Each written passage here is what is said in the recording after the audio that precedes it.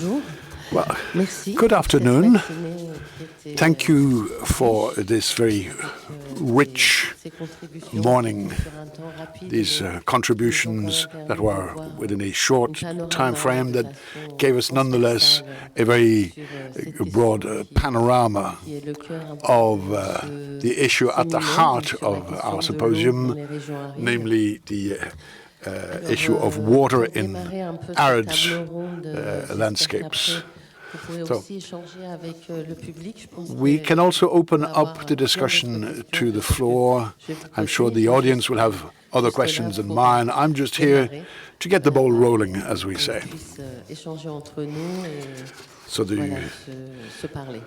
to get the conversation going. Il est vrai aussi que il y a une captation de ce séminaire. Now we are recording this seminar, and I'd like to begin with a question that's somewhat personal, maybe, because I know we have an audience of students who are very interested in this symposium. Could I ask each of you to say a few words about what it is that made you want to do the research you've done on water? What was it that interested you in this type of research? I know for some of you, this may have been research for a thesis, which can be very long. So what were your motivations, and what made you want to do research on water? Maybe we could begin with you. J'allais. Merci. Moi, c'est vrai que ça fait très longtemps que je m'intéresse à ces questions d'eau. I've been interested in water for a very long time. Mon histoire personnelle, oui. In some sense, because of my own story, I grew up in India. Il y a des gros soucis, des gros problèmes. And in India, there are problems with water, problems with water management. You often have to go quite a distance to fetch water, not just in rural areas, but in urban areas too. Now, I mentioned this in my presentation, but when I spent a year in Ahmedabad, I discovered these magnificent structures, les baoulis, les babs, les step wells with this whole culture of water fascinated me. I think it really gives water a very important role to play. So, my project at the end of my architectural studies was on the recovery of rainwater. So, water has always been a kind of a red line in my studies. And then I did my doctorate on the city of Benares and on the banks which were stepped to enable access at any time of day and at any time of year, and irrespective of the level of the water. So here too I studied all these arrangements, all these links between the city and the water. And I also compared this with what I'd seen in Rajasthan, and where there were a lot of princes and kings of Rajasthan who came to build their palaces and these steps, these stepped systems.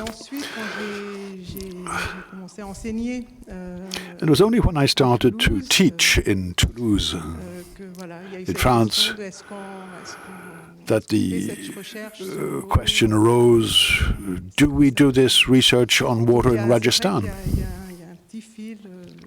So water has been there all along for a very long time in my life, and I hope it will continue to be there, because it's a very important issue. Oui, ça vous dérange pas? C'est un tour de table. Yeah, we just pass the mic. That's the easy way. Alors pour moi, l'eau, ça a toujours été une question très importante. Water has always been very important to me. My project at the end of my studies was on water in Morocco.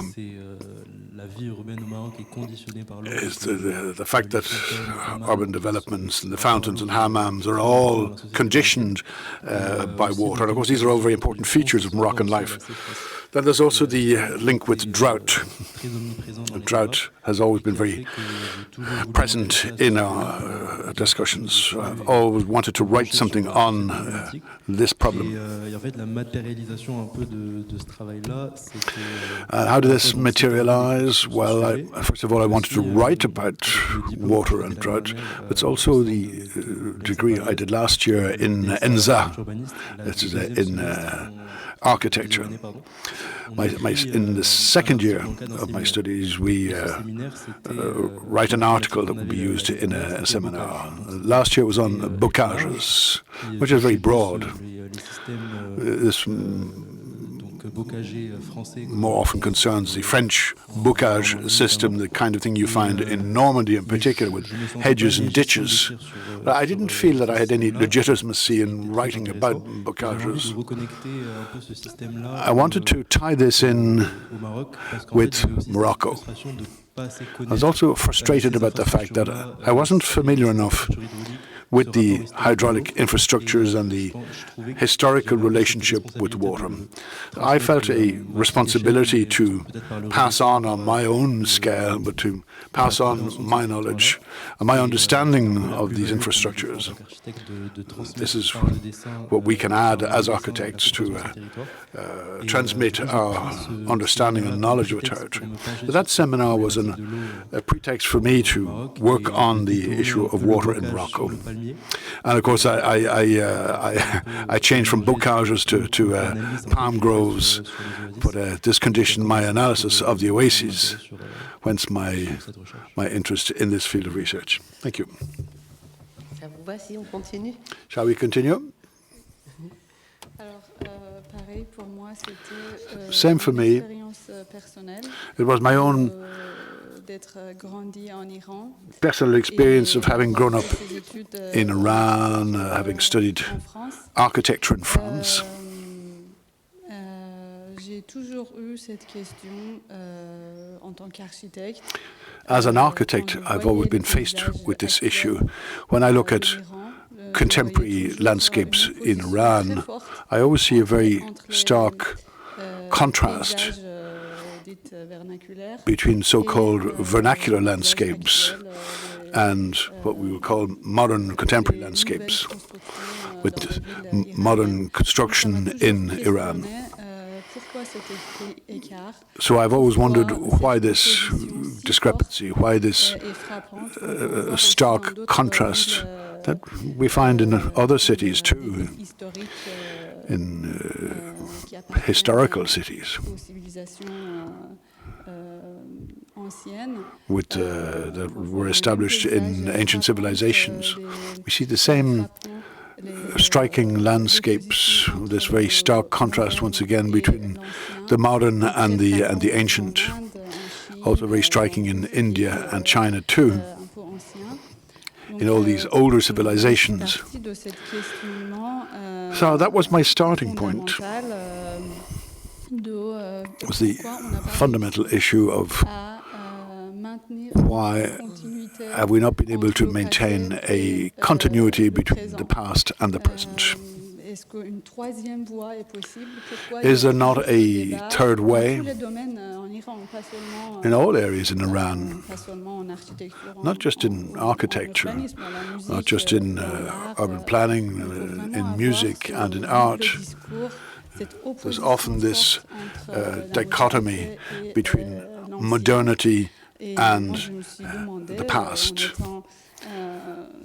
So I wondered, as a student, a young student in architecture from the very onset, I asked myself if there wasn't a third way. In theory, it is theoretically possible. There are a lot of philosophers and sociologists who talk about this. So how come we can't establish a continuity? I don't mean to copy the past or to copy Western architecture. What we have in our Iranian cities are poor copies of our Western counterparts. So that was my starting point. I did a master's in architecture, and my field of study was the city of Yazd. And there I realized just how important a role water plays in the city. That was my personal encounter with the city of Yazd. I wasn't born there or grew up there, but it was there that I realized how fundamental the link is with urban planning, and then I continued on my thesis after that. Thank you. Okay, I'm just going to interrupt for a couple of seconds because both of you have said, both of you have stressed the fact that there's been a rupture in that continuity between know-how and skills. You mentioned the protectorate in Iran. What is the breaking point? What is the point of rupture? In Iran, there's a tendency at national level. Of course, there are variations by region, but the region I was in was very particular because it's one of the few humid regions there are 3 humid regions in Iran. One of them is classified as a World Heritage. Where I was different because the modernization process in the field of water and agriculture was also a different process. In Khuzestan, the point of rupture is not the same as in Yazd. Khuzestan was in the 60s, and it was, I think, a global trend, particularly in agricultural reform. Likewise in Mexico or South America more generally. I think the tendency was for agriculture to modernize, but it was forced modernization, forced by the state. In Iran, it was also the White Revolution and under the Shah. That rupture was very striking in the Khuzestan region. With agrarian reform, where the state became involved by distributing farming land to the people, to the small farmers. All that completely changed the configuration and the relationship with the soil and ownership of land. So, in a region, I think that was the particular history of that particular region. So, in the 1960s, in answer to your question, with very vast projects, the scale of agricultural projects was unprecedented. It was drawn up by Americans. It was the Shah of Iran, Reza Pahlavi, brought in Americans, Lou Fallow and others, to design a better territorial project based on modern irrigation of agriculture. So water as a political tool in these countries. Okay. So the whole issue of governance has been mentioned by a number of people, but I think it's good to mention it again. Maybe you could say a few words about what attracted you to this research, what your motivations and starting points were, especially on water and water infrastructure. Sure. To enhance on what motivated me. So there are three main points which I feel has motivated or driven me towards these kind of research. So the first point, as I am born and brought up in Gujarat, so I've been seeing different kind of water structures from my childhood to my architecture to my postgrad and to my teaching and career. So that was very important that, during my graduation, I saw a few structures and was fascinated about how these step wells work, and as well as how, the rainwater harvesting system works, because in Gujarat, old cities, they have this, wells where they use water for drinking through those wells. And as my village is located in Kutch, the Bani region which I talked about, so every summers as a child we used to travel to Kutch to see the city and be around.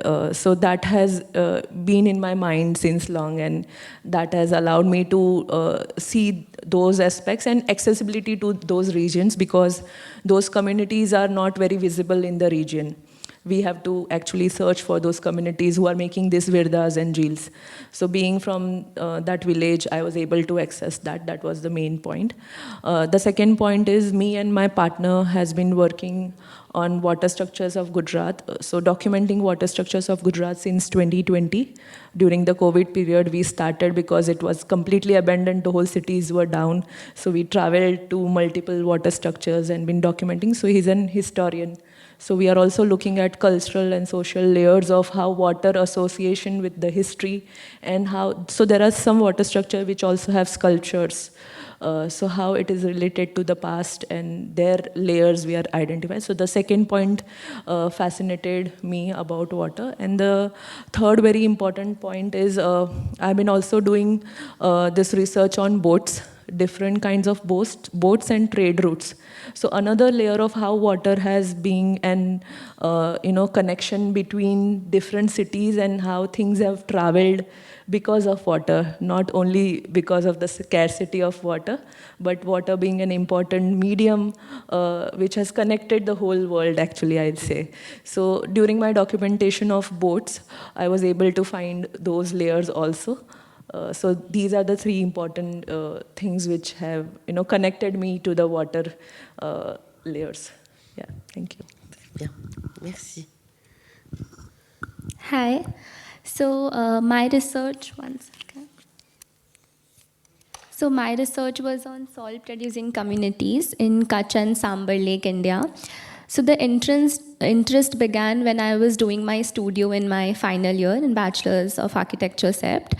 So the studio was about Khazan lands in Goa, which is basically reclaimed lands from the sea, where they produce the salt. So that's how I got to know about these vast landscapes, how the salt is produced. And when I was researching about this, there was not much information about these communities because they are not much visible, as she said.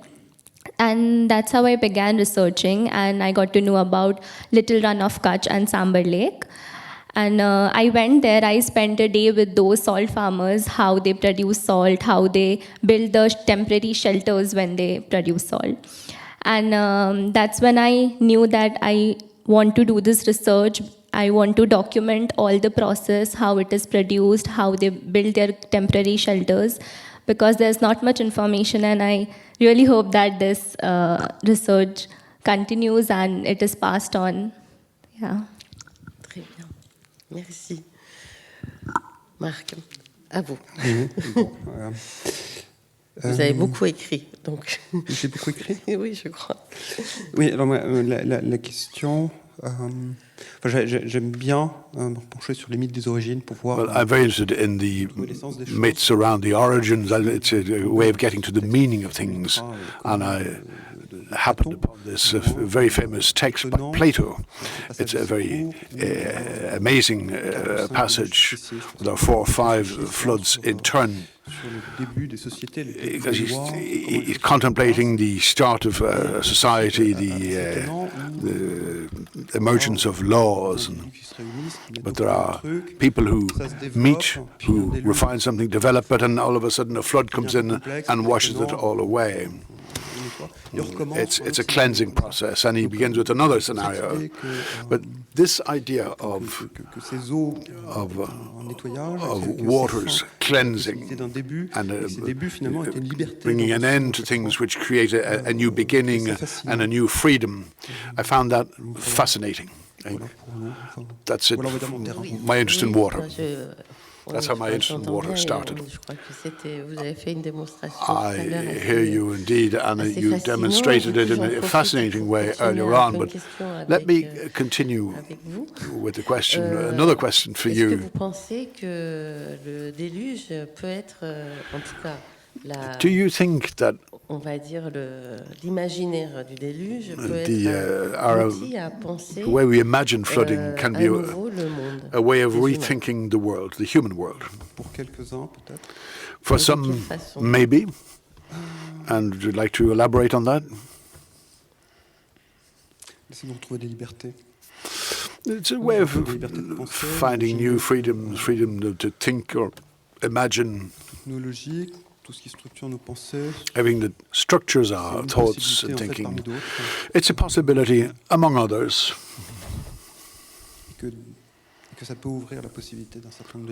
So flooding can open doors to certain liberties, certain freedoms, and there can be a certain joyousness or jouissance, as we say, rather than be complacent in our misery.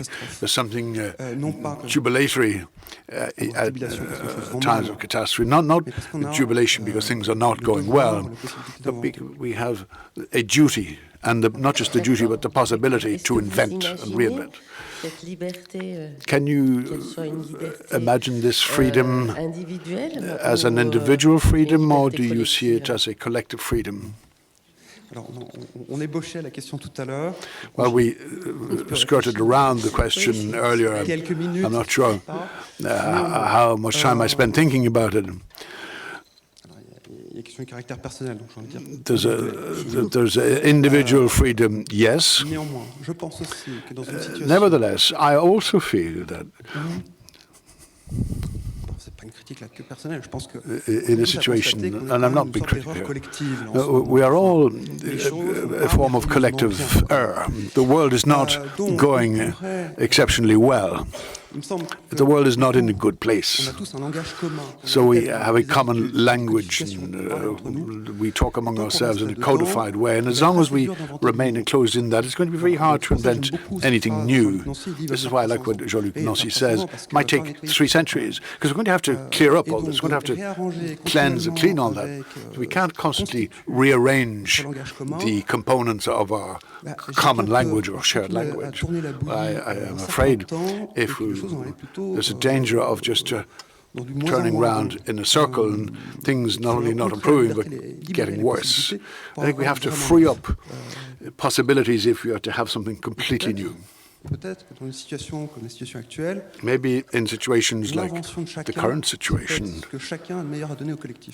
what we can invent is probably the best thing we can give to our collective. That is how I will wriggle out of your question. Alors, donc, je profite, puisque on en est là.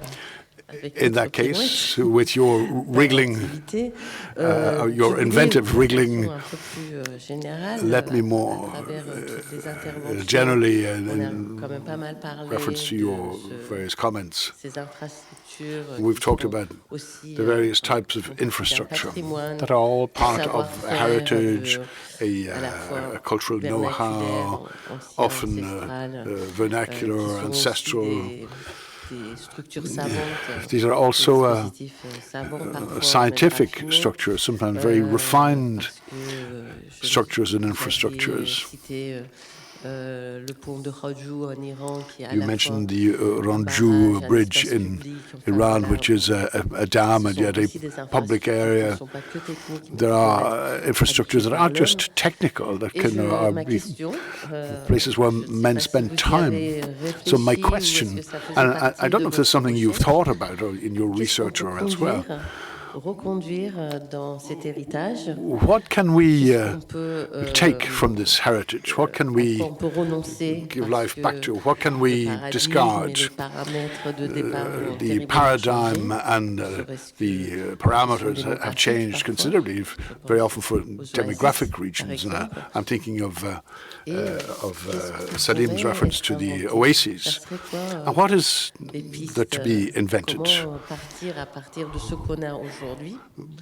Starting from what we have, we may not be coming out of a flood, but from the situation as it exists, as a very global modern world, with a whole succession of political situations and cultural transversality, how do you see the way forward? Would anybody like to take that question? C'est pas une question piège. Moi, je me lançais juste très rapide. Very quickly. La question, c'est pas tellement qu'est-ce qu'on peut transmettre, en fait, que ces systèmes marchent. I think the systems work. There's no doubt about it. The question is, why don't we use them? Why don't we want to use them? And that's the problem. It's in our mentality, in the fact that we don't want to use them. Yes, definitely. Okay? For those who analyze these structures, could you tell us in 3 steps what doesn't work any longer? Why don't we use them any longer? As Mark said, or what should we keep and reproduce, and how?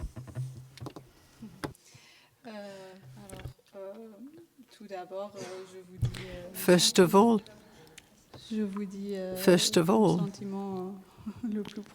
I'll give you my own feeling. I'm quite pessimistic about the idea of getting inspired by the past, certainly for Iran, because concretely, these structures in Khuzestan have been a problem. When we started modernizing, initially they were a problem. And initially it was easy, but then it became more complex. And we find it difficult to inject past ideas into the present or the future. And in Khuzestan, the modern piping and the system of modern sewers is a problem for the traditional houses. In other words, underground, you had private parcels that were larger than the public parcels. They were bigger than the pavement or whatever, and that was a real problem for health reasons or sanitation. And therefore we had to destroy a number of subsoil installations or structures in order to modernize the city. But there are still many problems like that today, because we've destroyed a number of things. Different types of pipes have been destroyed. And I think that from a technical point of view, it is very difficult to get our inspiration or adapt the historical solutions. But maybe we can try to understand the logic that explains the historical structures, these infrastructures. We have to understand why they built that initially, if we understand, and if the decision makers of the cities are interested, if there is collective in thinking about it, then maybe we could get an inspiration from these.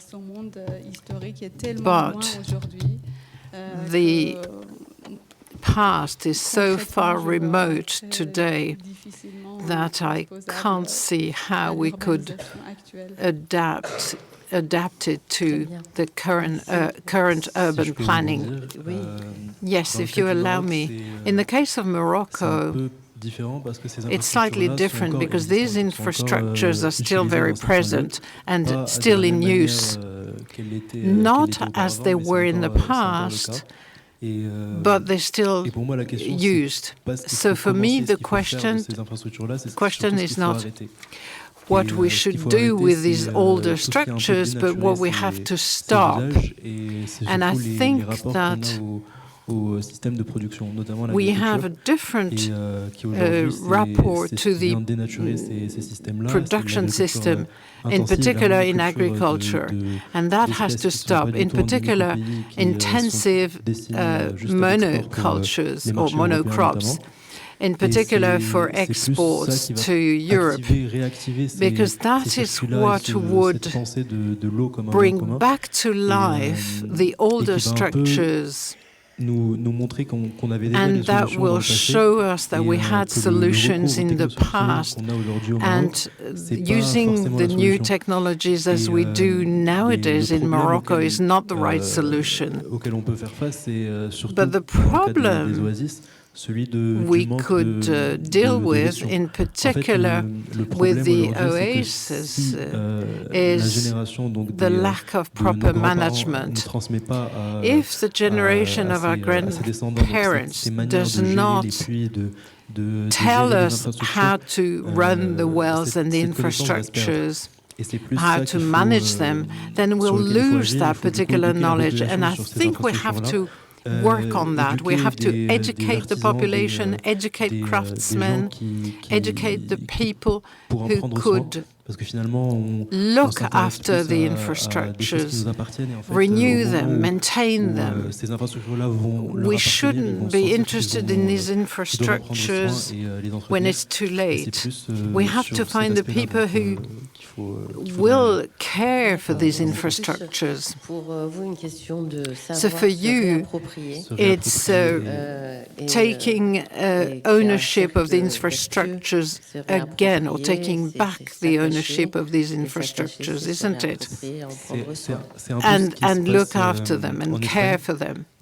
This is what happens in the south of Spain, in Andalusia, for example, where we have very similar systems for irrigation and vernacular water management like a seguilla.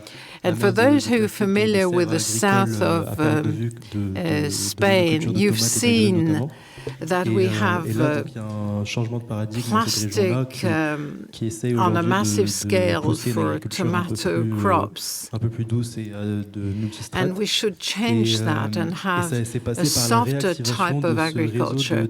And therefore, we have to reactivate this network of seguillas from Spain, which is the equivalent of seguillas in Morocco. They were transposed from Morocco to Spain during the Middle Ages, and that would help the territories to become more resilient and fight against desertification. We feel that this goes back a long way, but in fact, it's a very important lesson for today.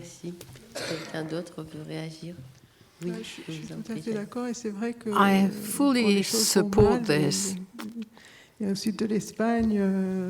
What you have in the south of Spain, as Marc said, it's when things are going really poorly that we try to innovate and respond and react and imagine other possibilities.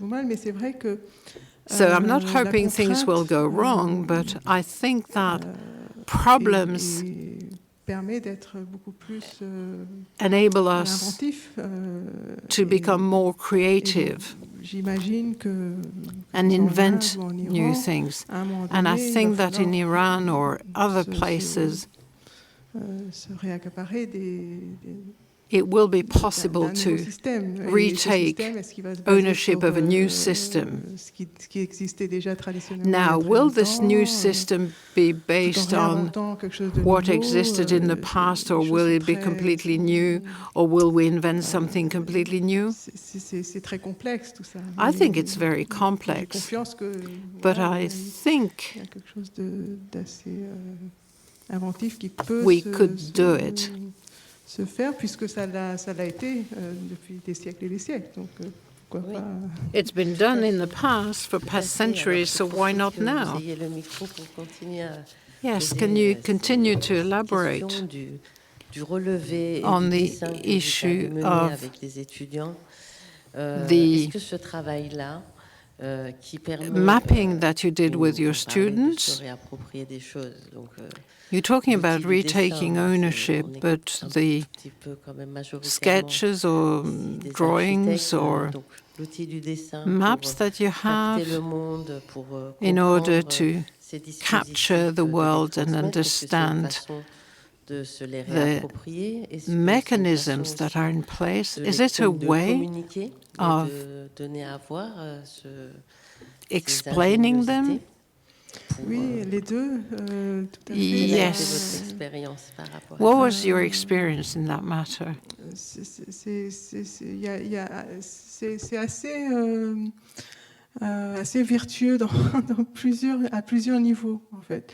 Déjà, quand on vient à un endroit et qu'on veut se When you come from familiariser avec l'espace, mais aussi elsewhere familiariser and want to les familiarize personnes qui sont là, yourself, à notre not just with présence, the un peu territory, the étrangère, space, and with the people you're le meeting. dessin est une manière très douce The drawings are a créer ce very lien, ce rapport. gentle way of creating this, tie, of establishing this link. Et petit à petit, il y a des gens qui peuvent être Sometimes get the intéressés, impression qui vont that voir, this is not going to commencer à help, but people will come and see and talk and poser des ask questions de qu'est-ce qu'on fait, questions pourquoi on about est là, what you're et- doing, why et you're tout ça, there. c'est des liens, et c'est une façon All of this de créer des liens, de creates parler, links, de establishes ces systèmes, ties, gets people d'eau talking qui about existent, the qui sont- water systems qui sont, as they absolument exist, magnifiques, ingénieux, et qui sont which can be souvent dans un état pitoyable. Et donc, brilliant systems, very ça often permettait aussi de voir in a very ce que les personnes run-down pensaient condition. de ces structures. Et It's donc, very il y a interesting to know cet what local aspect-là, people think of these structures. qui est de l'ordre vraiment du So there's that relationnel. Après, aspect bien which sûr, is il y a very l'aspect much a de tout le relational temps passé à aspect. regarder, Then there's the time spent un endroit, un lieu, observing un a place bâtiment, or a système, de le building or a dessiner. system, and before drawing it, the time spent observing. On commence à vraiment le voir en le dessinant. Je sais pas, il y a I think une- it's sometimes il y a by une citation drawing de it that Goethe, you c'est, begin je to really vois see que it. ce que je dessine, ou quelque chose. I think it was Goethe maybe said, Où je I only comprends see que- what I draw. Donc dans la compréhension, le dessin, c'est un peu une... And in terms of understanding, a drawing is a link between relié. your thought, what you see, and Et what you ensuite, think. il y a oui, ce que ce dessin peut révéler. And then there's Ça, c'est après, c'est- what the une fois drawing qu'il est- can reveal. Une fois qu'il est fait, je dirais presque c'est un objet mort. C'est toute Once la the drawing démarche, is le fait de complete, dessiner, it's all over. qui est intéressant, I think qui est vivant et it's qui- the drawing that qui- matters, the c'est là drawing, que the les act choses of drawing se that passent, matters. c'est fond. That's where things happen. Très bien, merci. Very good, Et thank vous, you. est-ce que vous voulez réagir par rapport à cette And how about question you? de Would you like to react? que faisons-nous de ces dispositifs this question que of, vous avez décrits What do we do with these à la devices fois, and systems that you've described sur and les explained? questions de captation d'eau, In harnessing water, for de quelle façon instance, ça construit et ça dessine le paysage aussi. how does this Est-ce que ce sont design des a landscape? expériences que on continue à Are these experiences that you're continuing to pass on or not? Or you don't have to, but would you like to say anything on that? Yeah, sure. So largely when we have been seeing these structures, or as she was mentioning, when we have been drawing these structures or analyzing these structures, these gives us a lot of clues in terms of proportioning systems, in terms of how our ancestor or in past people were sensitive enough to choose the right material and right system to construct these things, because that has made them successful for storing the water or containing the water. Because of those sensitiveness towards these things has allowed them to take it till now. Yeah. So if we take clues from those, not necessary that we may do the same as them, but if we take some clues and maybe add technology to it, we can actually continue them further instead of just taking them as an object and just fantasizing or maybe just glorifying or appreciating those systems. We can actually take clues that how material, the proportion, the systems of water conservation has helped us, because now in modernization we are concreting everything, right, which is not helping water to be there, which is in some areas it may work, but in some areas it may not work. So in case of Virdas, what has happened is if you are using concrete wells to store water, because of the soil condition, they are not able to retain that, or it get depressed in the earth because the soil is very loose. So you can't actually construct them. So there are a lot of clues which are there. We need to just identify them, add a layer of technology to them, and maybe they can be taken further. And the proportioning system and drawings also makes very sense, because when you start decoding or analyzing them, they are very much accurate when they are made. Even if they didn't have technology of LiDAR scanning or any such, still they are accurate according to their climate. So over the past, they have learned through their mistakes and reached there. So which has helped them. So we should not make those mistakes again to learn it. We should continue from where they have stopped it. That can help us better to take this ahead. Yeah. Merci. Marc, vous voulez intervenir par rapport? Yeah, even I agree that my research was not exactly about water, but what I have understood from salt producing communities is that they still use those same old traditional methods and they are very comfortable with those methods. But the problem is when I talk to them, it's the very basic necessities like poor sanitation and water scarcity. So we need to see what's already we have, what's existing, and how can we improve that existing system, how can we add a layer of technology. Because now what is happening is they are very pressurized from the government that they have to produce this much salt, but they don't have the basic necessities. So what we should see is what we have and how can we improve with the same old existing system. Because to bring a new system, it's very difficult to bring one entire new system. So we should learn how to keep working with the same existing traditional method. Yeah. Très bien. Je vais laisser Marc. I'll ask Mark to answer that question, and then I'll start another question about indigenous dwellings. I didn't want to ask a question, but talk about drawings and about the desire to draw. Sometimes you have infrastructures that have been successful in the past, but we don't want to use them anymore. And when you talk about drawings, it's really to update things, but you have to want to do it. And for example, the water infrastructures in Mumbai, we see that there are reservoirs or underground water, or tanks with the water that are absolutely beautiful, and I think it creates some sort of desire. And I think beauty is probably something we could work on to create desire. I don't think you can impose that on people. You can't tell them it works. It's been proven very successful in the past, but that's not good enough. It has to go through desires, through wanting, rather than techniques. Thank you very much. Some works are wonderfully designed and drawn, but they're not successful for all sorts of reasons. Yes, you have to look at contemporary art and at the pictures. The things are not beautiful because they're part of the past. Simply, no, we have to want to own them and engage with them. It's really about wanting them and desiring them. And I think art can contribute to that. It may be its job to create desire, to bring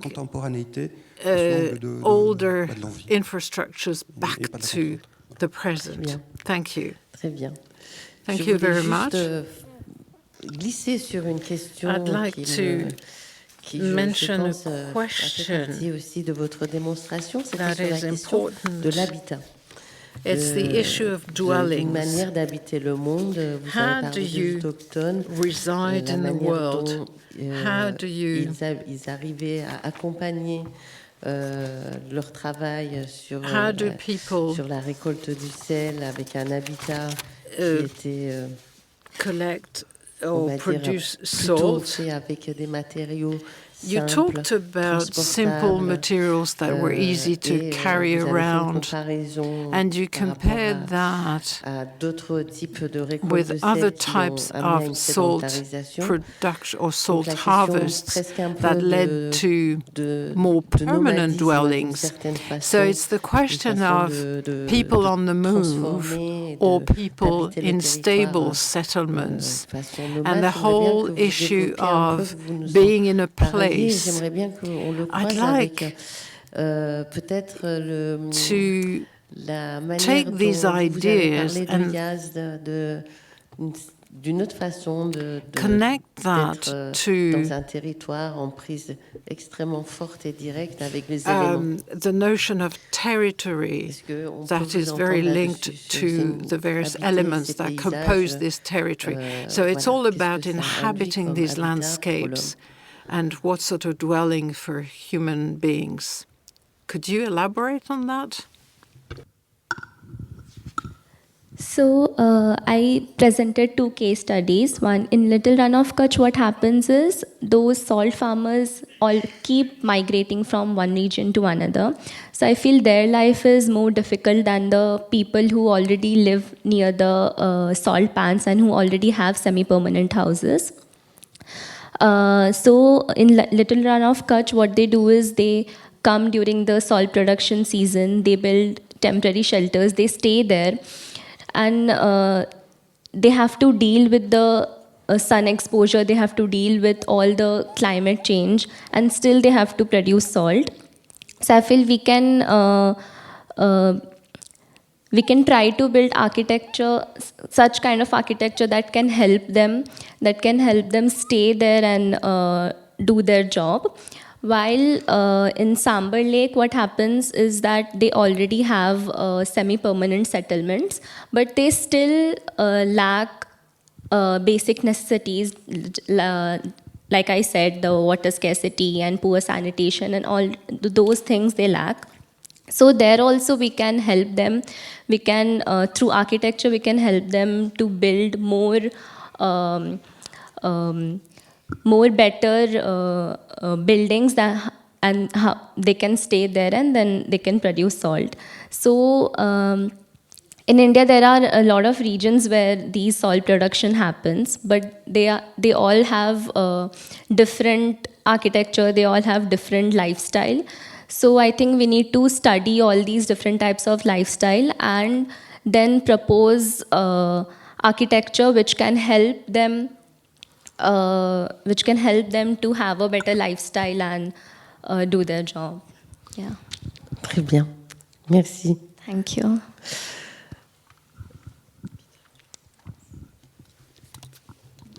Pour la ville de Yazd, For the city of Yazd, le cas de Yazd est un petit peu particulier parce que en fait le périmètre, vraiment un grand périmètre de tissu historique, because there's a lot of history in that place. It's part of the UNESCO World Heritage now, so it's like an open-air museum with an initiative to refurbish or renovate the whole place. But through a dialogue between traditional dwellings and modern dwellings. And now that is on a small scale. There are some interesting projects. But in general, this city is an open-air museum. And that's why I say that l'habitat traditionnel ou de manière générale l'urbanisme traditionnel. Just taking the traditional urban planning or traditional houses and putting them in the new world is very difficult, especially because we have new standards, in particular against earthquakes. There are a lot of standards that have to be complied with. So it is more and more difficult outside the older towns. I know there are small projects that show it is possible, but is there enough political will or government will to do something and influence landscapes in a more sustainable way? Small projects are very good, but they're not sufficient today. These projects will not change the landscape as such. Thank you very much. We are running out of time, but I have a final question. Peut-être pour parler, je pense, un thème qui est revenu souvent. It's about a topic that's been mentioned in all contributions, that is collective intelligence, of collective thinking and collective imagination. Alors, moi, voilà, j'ai une question. Essayez de me répondre de façon. So this is a question, perhaps you could answer the question, how do you think that collective imagination could lead to a collective approach, a collective thinking, a collective method? Do we have a sort of spirituality that would help us? Is it collective? Is it individual? Is it a network thing? I don't know. But this is what I understand from all your contributions and the conclusions you drew at the end of your contributions. Your question is, what would be powerful enough to lead to a collective solution and collective intelligence? Comme ça, je pense qu'on aura arrêté, et ça a été dit dans l'introduction par and it was said in the introduction by Aida, I think we've stopped considering water as a commodity or a product pour être exploité, vendu, to be exploited and sold. Malheureusement, c'est la situation dans laquelle which is unfortunately the current situation. Water has become a commodity, and we have to move away from that. Water has to be part of a place, a culture, plus proche. Alors c'est vrai qu'en Inde, il y a ce lien à travers le sacré. There's a link through avec l'eau. Religion. Water goes through the sacred, it's a spiritual value. Et donc, après, dans l'espace public, now, in the public sphere, quelle part elle peut avoir, what is the role of water? This is an interesting question. It's in our daily lives. But I'm asking a question. I'm not answering. Very good. Could we have one or two more answers? Who would like to respond? Alors, je pense qu'il n'y a pas d'intelligence collective. There's no collective intelligence. It is individual. And collectively, we could share, negotiate, and it takes an awful lot of time. If we talk about collective, you talk about tradition. I'm against the notion of collective intelligence. That's it. Thank you. Bon, très bien. Merci beaucoup. On va conclure là-dessus.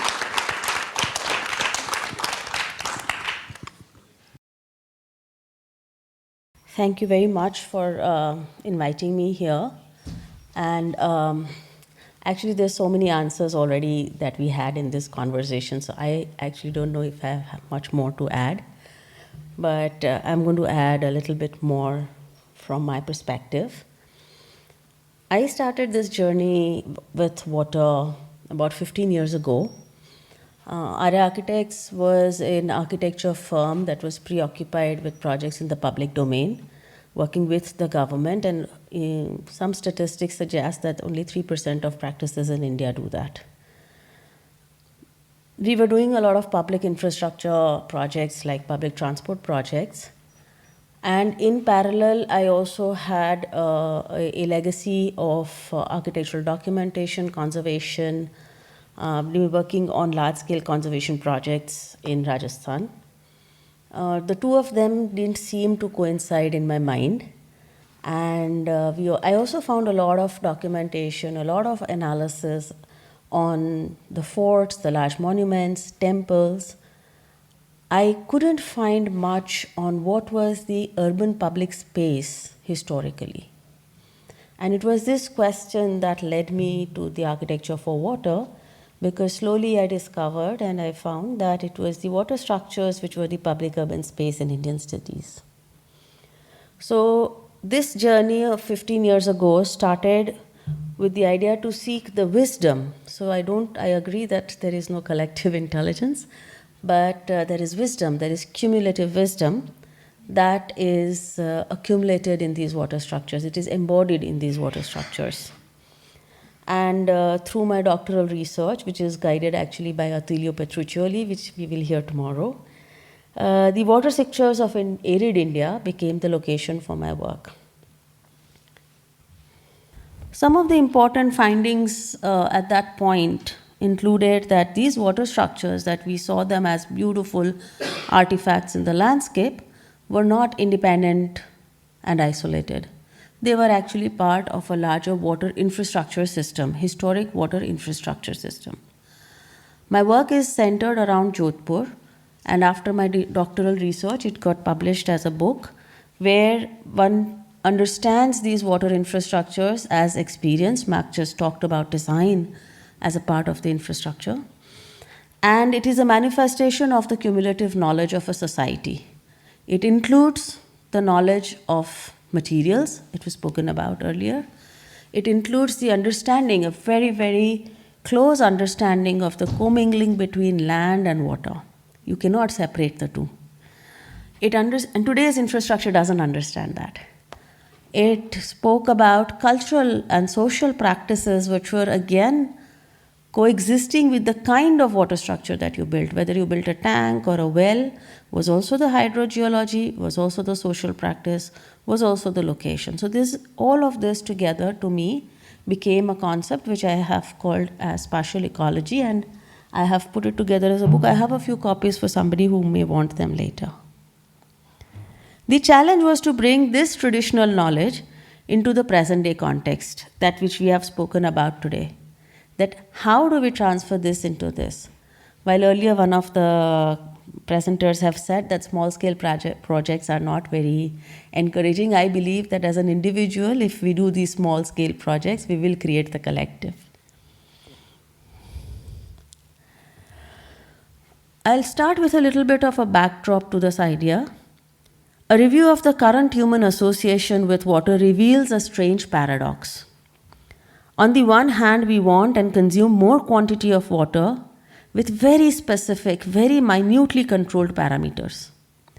On the other hand, we get the most joy by spontaneous, impromptu, direct, and bodily engagements with the water, like a little bit of rain, particularly in the desert. So you have to imagine that I'm talking and I'm coming from a person who comes from the desert with less water, not like over here. On the one hand, we associate it with purification and sanctification, with spirituality and physically engaging with water in almost every culture. On the other hand, for most part, we associate it with disease and disaster. I think many of you who have engaged with the idea of water would have known of the book H2O and the Waters of Forgetfulness, where Ivan Illich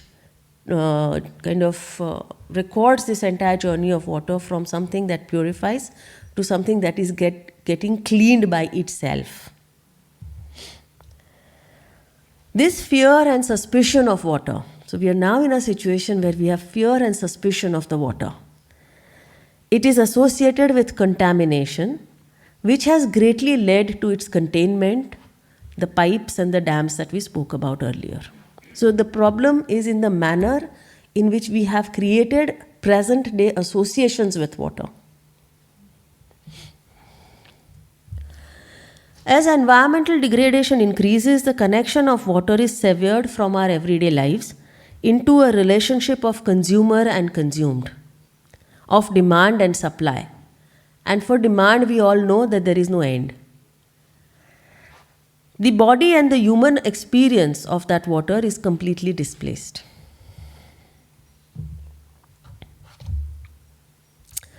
The mediation of land and water is datafied, disconnected, and distant.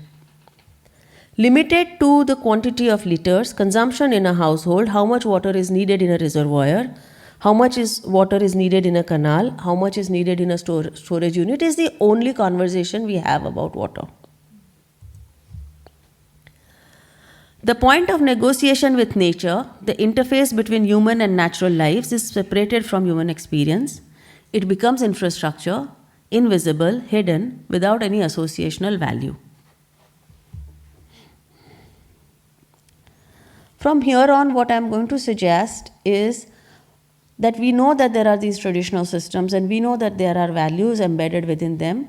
I'm going to have a few quick slides to understand what are those values that are embedded in them, and then show you a few projects from our office where we've tried to incorporate those values.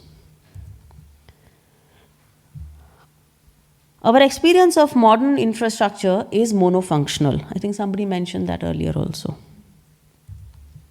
So the first proposition. From previous research and subsequent reflection, one discovers that other paradigms have existed, like you all know. Many of them have been erased and most of them are denied presence. Water networks, expressed through architecture that are co-aligned with the formation of land, which were always contextual, have been lost from our everyday lives. Yet, architecture was a mediator of that land, of water, sky, and it was an act of reverence. So if you look at this step well, it is about the body bowing down to the earth and moving down into the depths of the earth. Very often in some research and some papers, the step wells have been seen as an opposition to the shikhara of a temple, that which rises up towards the sky and this which goes down into the earth. We bow to the earth as we build the step wells. The salutation is a formal and spiritual gesture. The articulation, the architectural elements, and the modulation of the land and water all testify a deep reverence for the water. It is heightened by the reflection of the sky, the context, inviting introspection and quietude.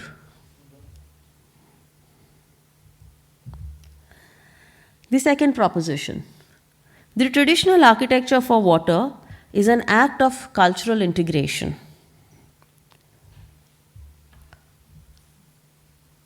Even today in India, there are many rituals that happen on the edge. They have to happen on the edge of the water, and particularly rituals that are related with death. So all cremation has to happen on the edge of water. Annually, there are rituals for the remembrance of the ancestors. They have to happen on the edge of the water.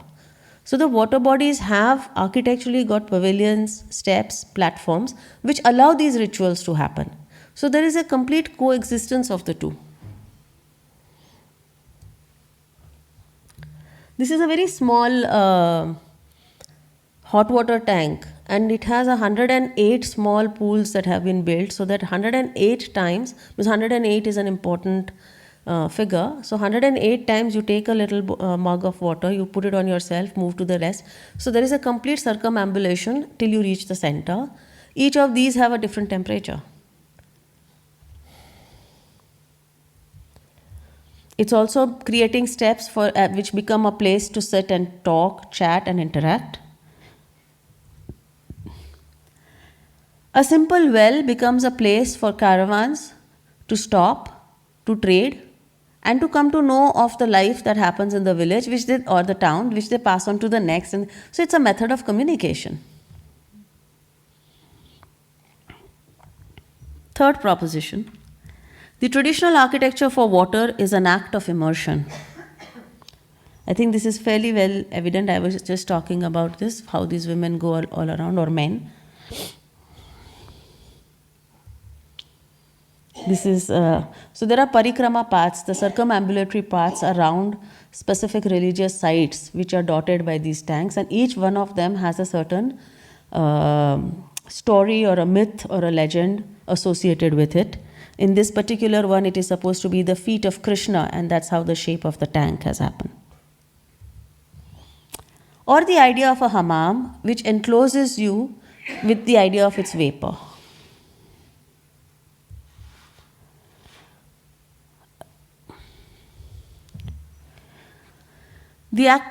Architecture as an act of navigating the terrain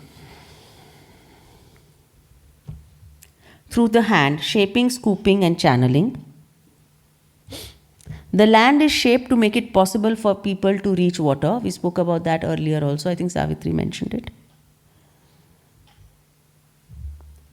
It's the lightest, smallest gesture of scooping, and I know there are people here who have much more expertise in this than I do. Of channeling with a long history, and while one does not still know where they first appeared, the presence of the ghats have actually been seen from at least the 7th century.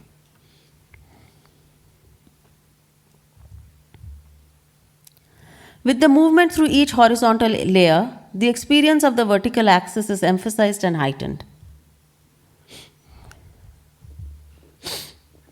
The act of making, architecture as an act of making, of an embodied relation with the material. Extraordinary human effort and engagement is evident in the making of these water bodies. The sense of scale, proportion, light, even the smallest component was carefully elaborated. And finally, what concerns a lot of us across the world today, the relationship with climate, the resilience and the mitigation for climate. We mentioned earlier the ghats, the steps which allow you to go down into the lowest level of water to the highest level. So this whole problem of flooding that we see today is because we do not have that space that is required to adjust and accommodate the flux.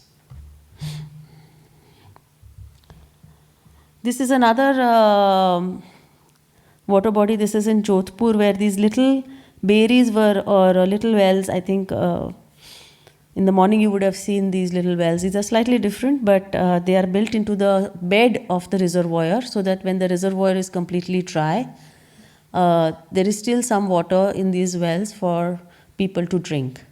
And interestingly, all of them have a different taste.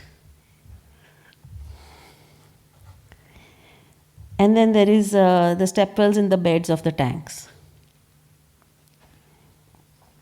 So, it is possible to extend the learning from these water bodies into mainstream practice, is my hypothesis and my submission. It's not necessarily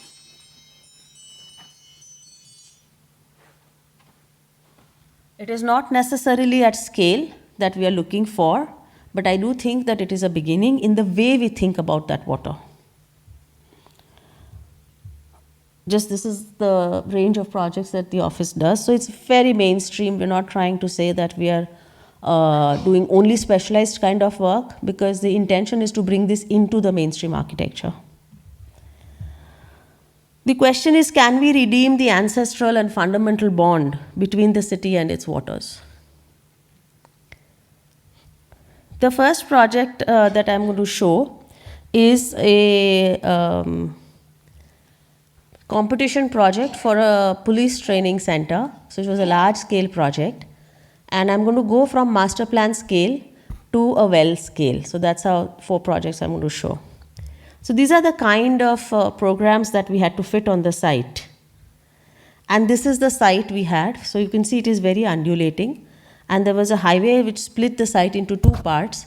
And the first impulse was to separate, use the highway as a determinant and to separate the 2 sides.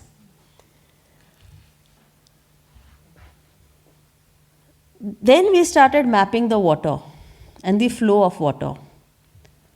The change that we have seen in the manner in which we look at water in our cities is that today's cities are hydrophobic. We want to throw all the water away from us.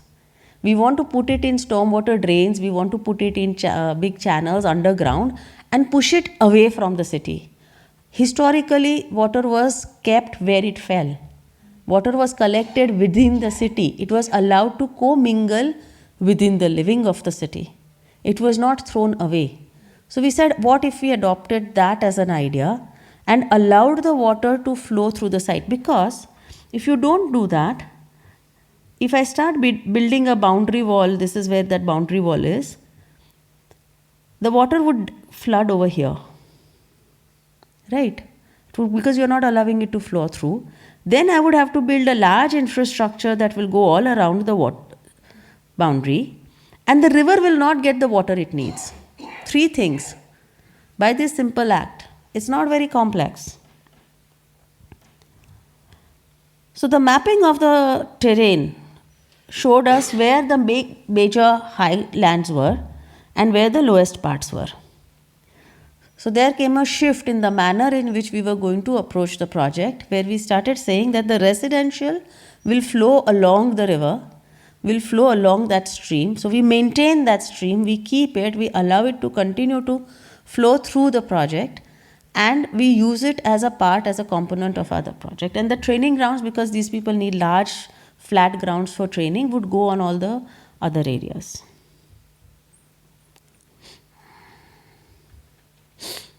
So this is how it started moving. And then we found where to connect the 2 parts, where the residential and the training institute came together. We had to put those large grounds somewhere. And then came the water stream. So this became the central spine of the project. And we started adding the smaller residential grain all along the water so that it could accommodate all the variations that the water body had. leaving the larger grain, the larger functions on the side away from the water. The other thing was that when they were on the training grounds, they were going to have no time because it's a very strict 4:30 in the morning to 6:30 in the evening schedule. Whereas the residential areas would be able to accommodate and adjust to the highs and lows of the water. They would allow people to have public spaces all along, so that whole spine would become the residential public spine of the project. So that is how this particular project actually envisaged bringing water within the boundaries rather than throwing it out. That was the first big shift in the way we started seeing water in our projects. So this is the final project, where water is the central theme. The second is a project for a hospitality project on a historic fort. This fort is about 15th century. It already has quite a few water bodies on the top, but the whole area had to be developed as a high-end hospitality project. And before starting actually working with the fort and the rooms and all that, the first thing that we have done here, and this is how it is in its terrain, the first thing that we have proposed to the client and the first thing we've done is to have a network of water bodies along the hill. So we have check dams which we are building, proposing in the mid-level, and then we are having larger water bodies at the lower level to collect all the water that falls from this hill. So here if you can see, these are the smaller check dams. So there is one layer of these check dams where these streams are coming, and then they go down further and there are larger water bodies which are the social space for the project. The intent is to try not to borrow water or to extract water, but to try and completely fill up the needs of this place through the water that we will harvest. I don't know how much it is feasible, the numbers at the moment match, but it really, because it's a hospitality project, it really depends on the question of how much of luxury do we want to provide. So this question that came up earlier, the disruption between the traditional systems and today, personally, I think one of the problems that we have is the question of affluence. How do we define affluence? And we define affluence by our ability to be able to get water whenever I want it, however I want it, in the tap at the moment I want it. And on the other hand, when we say, earlier Adria was saying we have to provide facilities, it's simply because those people get water only 2 hours in the morning from a particular location. So it's the question of affluence that has disrupted the traditional processes by which, and actually it is deeply, I was in Ahmedabad right now, we have a neuroscience and architecture conference going on, and we had a scientist who talked about the circadian rhythm and its association with this whole process of procuring water in the morning. So there are many multiple levels at which these disruptions have happened. Coming back to the project, so this is how it has developed, and I'm happy to share that we have been able to build this first one water body here, even before we've started any of the rooms, and we've started work here on the second one while parallelly starting work on the rooms.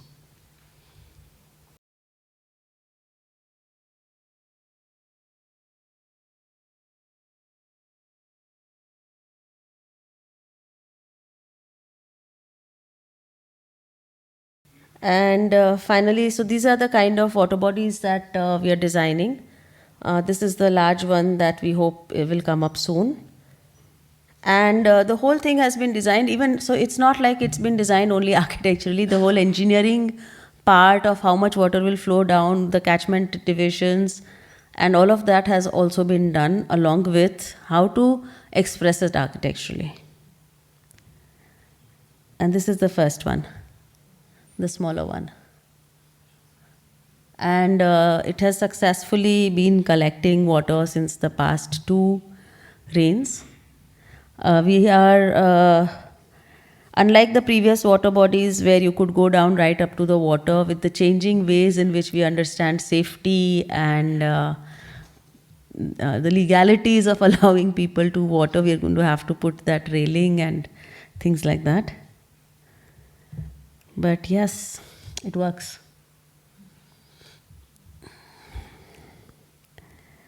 Coming to the scale of a building, this is a library building that we are doing as a part of a university campus.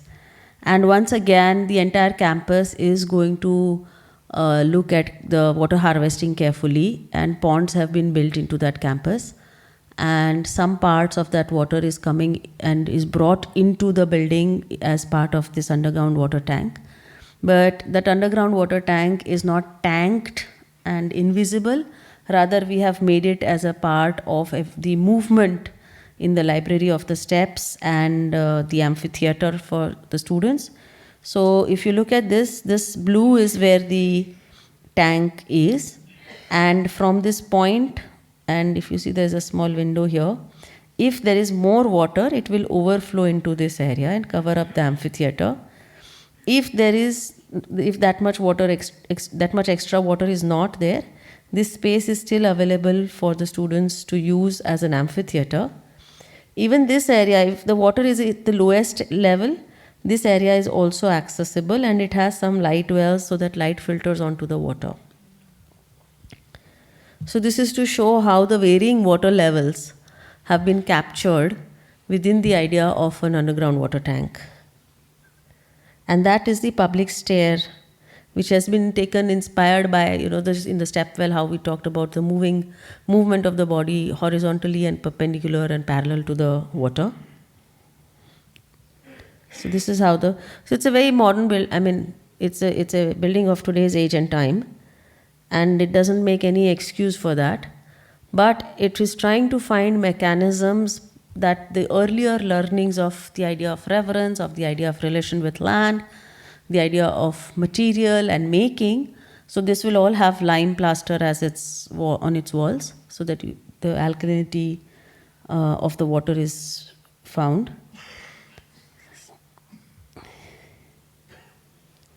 Yeah.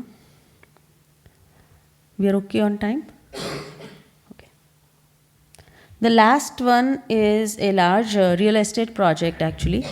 And once again, the client has started with mapping the water trails and the streams and the natural depressions. And they have converted those into ponds already very successfully. We've been brought in to look at how architecture fits and at what level it fits. And our first, coming from the learning from the research of the different types of water bodies that exist in Rajasthan, and what are they and what is their architecture and what is their physical manifestation. The first one that was identified to be built, and this was not still under construction, it's in the design process, was a small existing well on the site. Because it was in the center, it was considered to be the heart of the project. And we started looking at what does a well have in terms of movement, what is it in terms of form, all the things that as architects we do in our projects.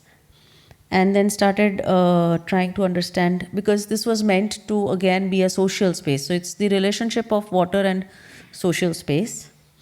We started seeing how we can, and the library step well has already been done. And we thought that here, because it was a well, it was important for the idea of the well to be more prominent than the idea of the linearity of the space. And from that emerged this kind of a spiral. And there are many precedents of spiral wells in the country. So putting this on the site and in the landscape.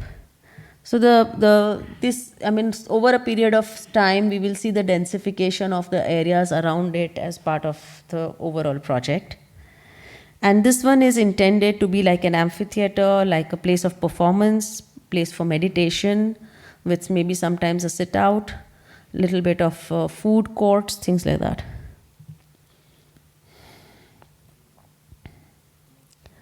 From this initial idea, we kind of developed it further and started understanding how would we create this access into this? What would be the connection with the water?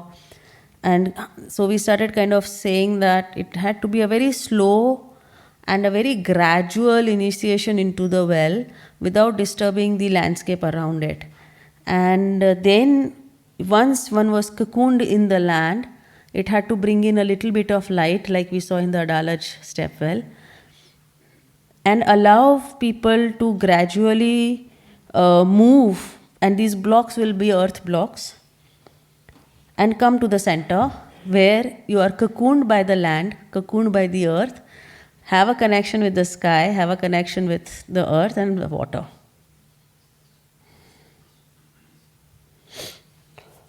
So the modulated filtered sunlight makes a covered space a viable option for the programs through the day.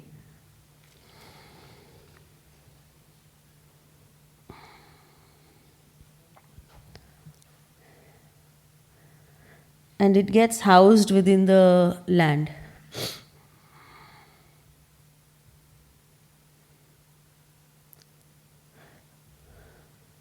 So that's its final form. And this is how one anticipates the changing levels of water to affect the manner in which the edges are used.